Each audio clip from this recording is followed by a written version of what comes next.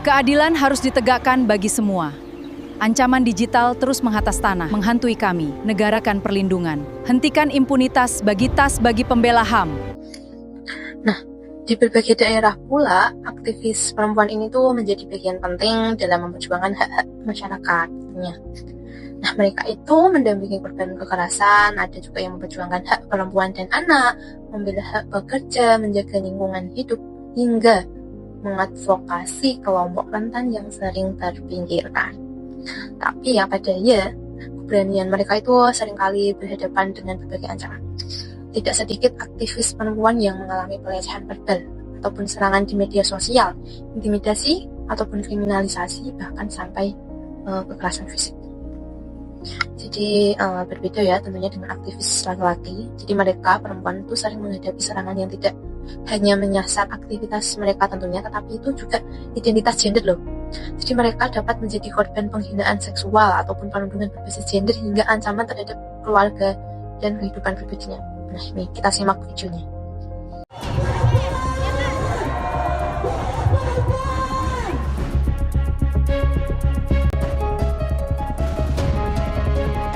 Perempuan pembela HAM itu punya layer berikutnya lagi, penyerangan terhadap identitasnya, ancaman terhadap keluarga, dan juga doxing yang menyerang identitasnya sebagai perempuan. Orang yang ngebully bisa aja sekarang ngomong, besok dia lupa. Sementara yang orang-orang yang mendapatkan harassment itu belum tentu. Jadi impunitas itu adalah keadaan ketika pelaku ataupun pelanggar hukum atau pelanggaran hak asasi manusia itu tidak mendapatkan proses hukum yang adil gitu. Dengan kata lainnya itu si pelaku terbebas dari hukuman meskipun telah melakukan tindakan yang merugikan ataupun melanggar hak orang lain seperti itu. Jadi secara sederhana, impunitas adalah keadaan ketika pelaku pelanggaran hukum ataupun pelanggaran hak asasi manusia ini terbebas dari proses hukum dan hukumannya yang seharusnya itu diterima. Seperti itu. Kita akan membahas terkait keadilan itu terhambat oleh impunitas gitu. Jadi masalah menjadi semakin kompleks tentunya ketika laporan yang diajukan korban tidak dilanjuti secara serius. Jadi penyelidikan itu tentunya yang lambat, mana kurangnya perlindungan terhadap korban dan lemahnya penegakan hukum. Jadi seringkali itu membuat semua kasus-kasus kekerasan terhadap aktivis perempuan tentunya itu tuh tidak terselesaikan, sehingga akibatnya itu korban merasa kehilangan harapan terhadap sistem hukum. Mereka itu tidak hanya mengalami luka akibat kekerasan ya tentunya teman-teman, tetapi juga harus menghadapi ketidakpastian dalam memperoleh keadilan.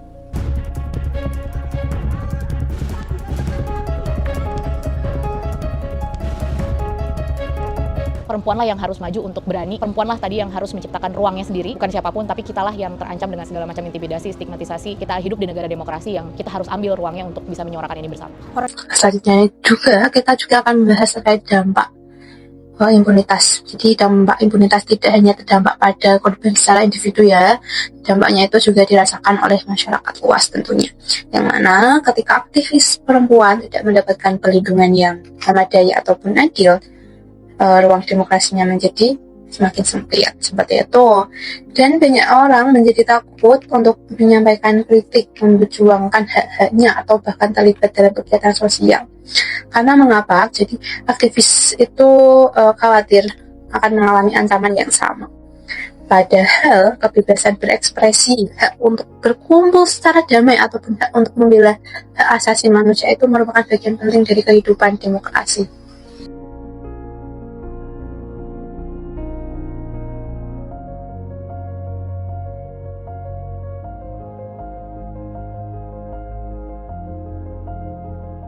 Jadi teman-teman, dari berbagai permasalahan itu tentang impunitas, jadi caranya untuk mengakhiri ataupun menyelesaikan impunitas itu adanya komitmen bersama.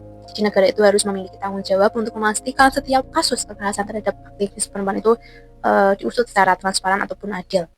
Selain itu pula, perlindungan terhadap pembela hak asasi manusia tentu harus diperkuat agar mereka dapat menjalankan perannya tanpa rasa takut. Jadi dukungan masyarakat, media, organisasi sipil, dan lembaga hak asasi manusia juga sangat penting untuk memastikan suara korban itu tetap didengar.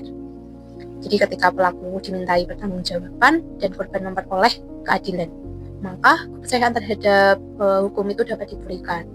Jadi inilah langkah penting untuk membangun masyarakat yang menghormati hak asasi manusia.